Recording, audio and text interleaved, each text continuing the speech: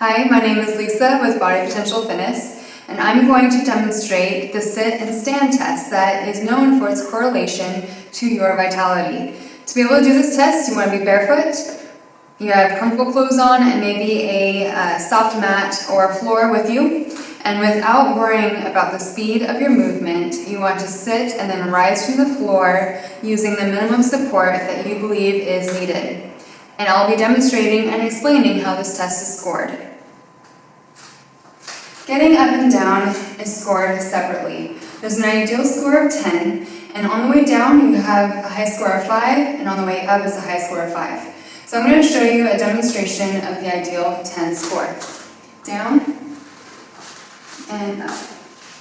And so I did not use any supports to help myself go down to the floor and rise back up. So supports are using your hand, forearm, lateral side of the leg, the knee, or if you're pushing off of a knee or the floor.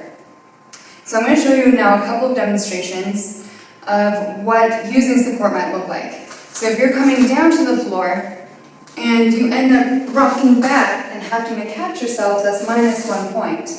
And if then you're trying to come up and you're finding that you're kind of stuck and you have to then use your knee and then you end up pushing yourself up the rest of the way, that's -2 points. There's also the possibility that you'll lose your balance. That's -0.5 point.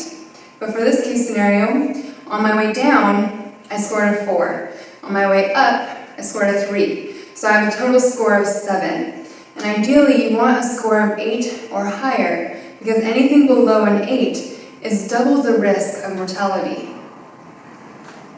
A couple of reasons why it might be difficult to complete this movement is if you're already living in pain, and that might be because of an injury or a surgery, so please do not move through a range of motion that causes pain. Just do what you're able to do today and get an accurate score.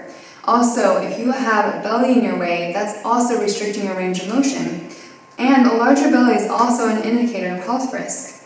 As we age, it's harder for us to keep our balance and our strength and our flexibility unless we're consciously and consistently working to keep those skills. And that's why exercise is so important for keeping our vitality and our longevity and improving our livelihood. Because we don't want to just wake up one day and have that realization that we can't get onto the floor to play with our kids or our grandkids, or we're living in fear of falling, or just not able to get up and out of our chairs as easily as we once have. So please take this test, find out what your score is, and if you're not really happy with your score, then I really do encourage you to do something about it. So good luck, have fun. I'm Lisa with Body Potential Fitness.